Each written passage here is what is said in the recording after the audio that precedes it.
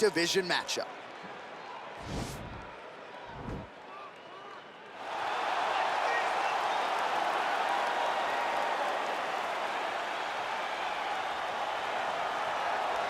Ah, yes, the sweet science. This guy could have been a professional boxer, probably a world champion if he so chose. He loves the MMA game, but his boxing is certainly his bread and butter. I mean, a guy that was on par to make an Olympic team.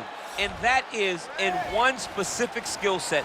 When you reach that level, when you're winning the national championship, and you're about to go to the Olympics, but you choose a different avenue. Yeah. You decide you want to fight mixed martial arts. It's truly something special. He has the most educated jab I have ever seen in the octagon. He throws the jab. It always comes back to the face. It never goes to the hip. And if you rush him, he has an ability to switch stances from conventional to southpaw and land a great counter right hand that will put your lights out. Better jab than your guy, Rosendo Sanchez. Oh, it's unbelievable. He puts Rosendo Sanchez to shame. Well, it seemed an eventuality that Ben Askren would one day find his way to the UFC.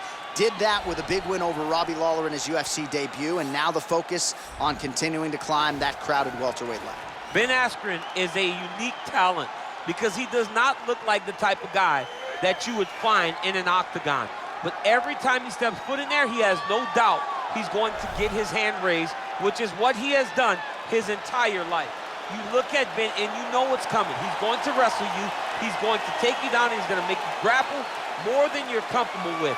But can Ben Askren employ that wrestling game plan all the way to a UFC championship? We will see. Our tale of the tape for this, our main event of the evening. So more than 10 years apart, these two fighters, with similar height and reach. Here's Bruce Buffer. Ladies and gentlemen, this is the main event of the evening. And when the action begins, our referee in charge, Dan Mergliata. And now, this is the moment UFC fans around the world have been waiting for. Live from the sold-out Prudential Center in Newark, New Jersey. It's time! 5 rounds in the UFC welterweight division. Introducing first, fighting out of the blue corner. This man is a boxer, making his professional debut here tonight. He stands 6 feet tall, weighing in at 185 pounds. Fighting out of Cleveland, Ohio, USA, the Problem. And now introducing his opponent, fighting out of the red corner. This man is a mixed martial artist, holding a professional record of 19 wins, 2 losses, and 1 no contest. He stands 5 feet 11 inches tall, weighing in at 170 pounds.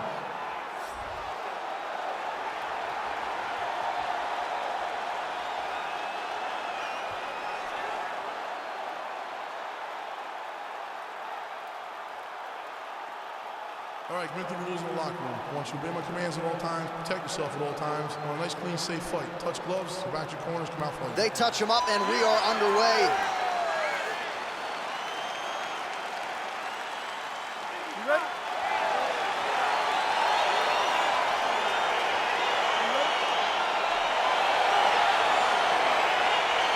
All right, so here we go with the start of round 1. I can tell how excited you are for this matchup. Seems to be a striking advantage on one side, but maybe not.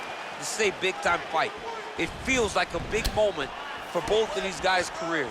Who is going to be able to implement their game plan the best in this matchup between these two big-time athletes? Beautiful strike.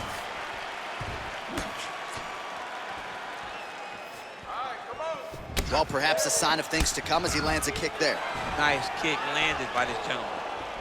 Massive knee to the body land.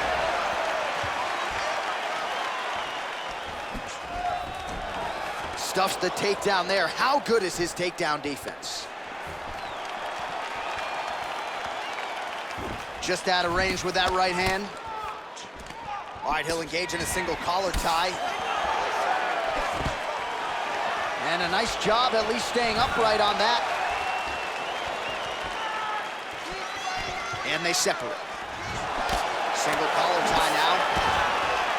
Oh, now gets gets an underhook to get a more dominant position. Stuffs the takedown, no problem. And he landed the right hand there. Big punch lands over the top. How's he gonna follow this one? Trying to establish that jab once again. Man, is he timing his shots well here tonight, DC. It's hard to recall him being this accurate in the past. I mean, he is so sharp. And not only is he accurate, he's also keeping very busy. Nice job staying busy here in the clinch. All right, he engages in a single collar tie here. Look at that switch knee. Beautiful switch knee. Straight punch lands. Another shot lands upstairs.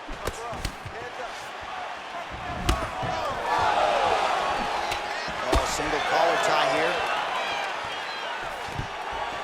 Takedown defense holds up. Man, and potentially a critical takedown here.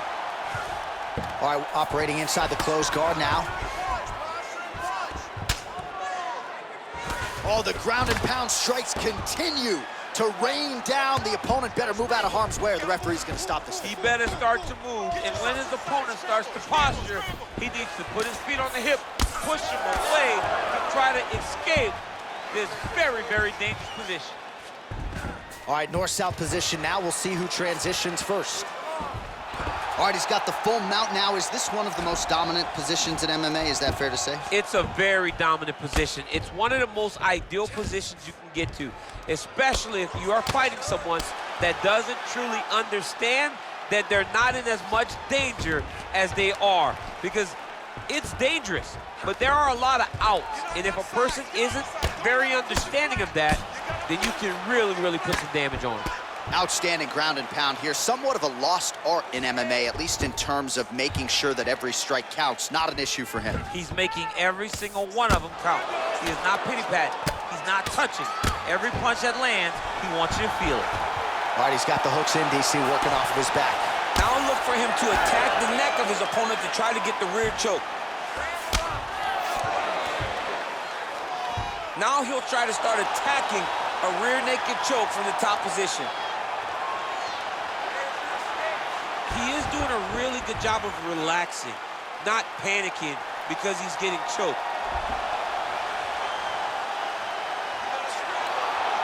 Oh, he might have got him with a choke. There is the tap. So he submits courtesy of the rear naked choke. That guy's got a squeeze on. He does a great job securing the position, getting under the neck, and then hiding his hands in order to get the finish. Fantastic performance by this fighter. He got him! Well, yeah, so the work in the gym pays off here tonight as he gets the win by submission. Gorgeous setup on the choke, and I think even better execution down the stretch. Clearly, it was sunk in deep. His opponent had no choice but to tap or take a nap. In this case, he chose to tap out. All right, so a wild round and a wild sequence there on the ground. DC, talk us through the highlight. He's such a phenomenal grappler. I don't understand how people don't know that this guy wants to submit you. He is the best grappler, best submission specialist we've seen in a long time. Ladies and gentlemen, referee Dan Mergliato's called a stop to this contest at 4 minutes, 2 seconds of the very first round. Declaring the winner by tap out due to a rear naked choke, Ben